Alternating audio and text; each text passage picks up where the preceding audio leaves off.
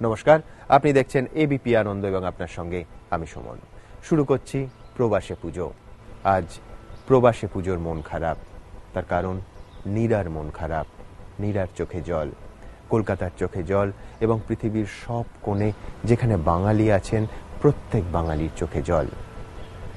নবমীতে নেই নীললোহিত, কিন্তু পেশাগত তাগিদে এবং আপনাদের কথা দিয়েছি যে পৃথিবীর সমস্ত কোণ থেকে পুজোর খবর, পুজোর ছবি আপনাদের সামনে তুলে ধরব, তাই স্বজন হারানোর ব্যথা লুকিয়ে শুরু করছি অনুষ্ঠান। প্রথমে আপনাদের দেখাবো হ্যান্সলোর পুজো।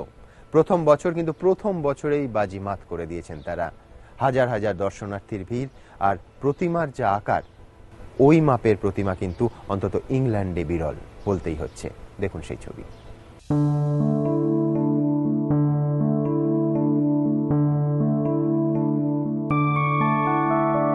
मधुकैटव विध्वंसी विधात्री वरदे नमः।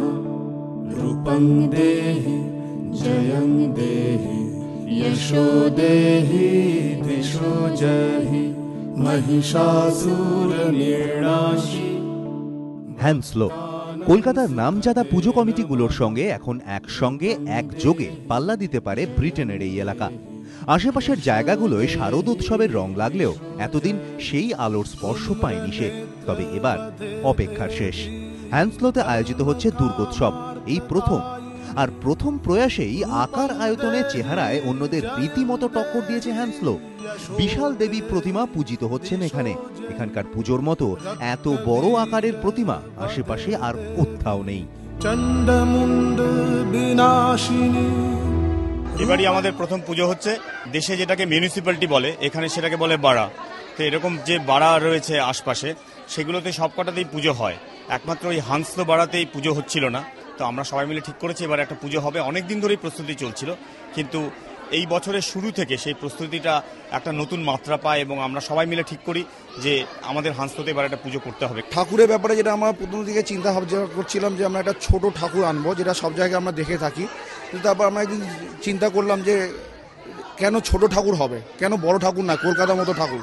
তখন আমরা চিন্তা করলাম ঠিক আছে, তাহলে এই বছর আমরা কালচারাল প্রোগ্রামটা করবো না, সেই পয়সা দিয়ে আমরা একটা বড় ঠাকুর নিয়ে যাব এবং দেখাবো যে কলকাতা বাঙালির যে দুর্গাপুজোটা লন্ডনে কীরকম হয়। সুদূর কলকাতায় হঠাৎ আগমনী সুর, মেঘ, রোদ্দুর, কাশফুল। শরতের স্বপ্নকল্পই বুঝি দ্বিগুণ বাড়িয়ে দিত না পাওয়ার আক্ষেপটাকে। বাংলায় অষ্টমীর আলোর রাতে হ্যান্সলোর বাঙালিদের বুকে অপার শূন্যতা। সেই না পাওয়াটাই বাড়িয়েছিল তাগিদ। শোনা যায় এ পুজোর পরিকল্পনা হয়েছিল হঠাৎই একদিন। সেই কাহিনীও যেন জীবন্ত রূপকথা। আমি যা জানি যে এরকম 4-5 জন একদিন রাত্রেবেলা ডিনার করছিল, তারপর হঠাৎ ডিনার টেবিলে ডিসাইড হলো যে আমাদের বড়তে তো কোনো পুজো হয় না, একটা পুজো করা যাক। সেই ভাব থেকেই ব্যাপারটা শুরু হলো। তারপরে 4 জন, 6 জন, 8 জন করে আজকে আমরা অলমোস্ট 50 জন মেম্বার সবাই মিলে লাস্ট 8-10 মাস ধরে প্রত্যেক সপ্তাহে খেটে আমরা এই পুজোটাকে দাঁড় করিয়েছি। রীতি মেনে পুজো, পাঠ, উপাচার, মানুষের ঢল, প্রবাসী বাঙালিদের ভিড়। আসেন বিদেশিরাও, আত্মীয় পরিজন, বন্ধু বান্ধব। আমাদের এবছর প্রায় 25,000 পাউন্ডের বাজেট, হয়তো কিছু এক্সিড করবে। আমাদের প্রত্যেকেই আমরা ইনিশিয়ালি অনেক পয়েন্ট নিজেদের পকেট থেকে দিয়েছি, তবে আমাদের যাত্রা যেটা শুরু হয়েছিল সেটা সফল। প্রথম পুজো এক কথায় অভাবনীয়, মানে অকল্পনীয়, মানে এর কাছে আমার কোনো ভাষা নেই। দেবী বোধন, অঞ্জলি, সন্ধি পুজো প্রথা মাফিক দিনক্ষণ মেনে। পাটভাঙা পাঞ্জাবি, জামদানি, বেনারসিদের ভিড়, সঙ্গী ঢাকের বাদ্যি।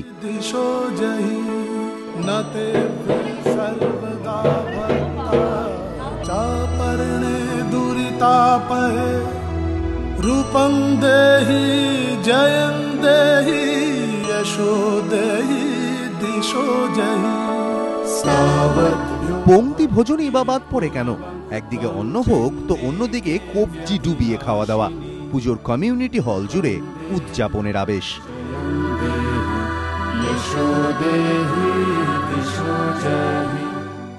কদিন পরে ফের ফিরে যাওয়া চেনা রুটিনে। চেনা ট্রাফিক সিগন্যাল, চেনা কিউবিকল, আইপ্যাড, ল্যাপটপে মেসেঞ্জারে চেনা বার্তা, ইঁদুর দৌড়। তাই এই কটা দিন প্রবাসের মাটিতেই যেন কুড়িয়ে নেওয়া মাটির গন্ধ, কলকাতার সুবাস। এবিপি আনন্দ।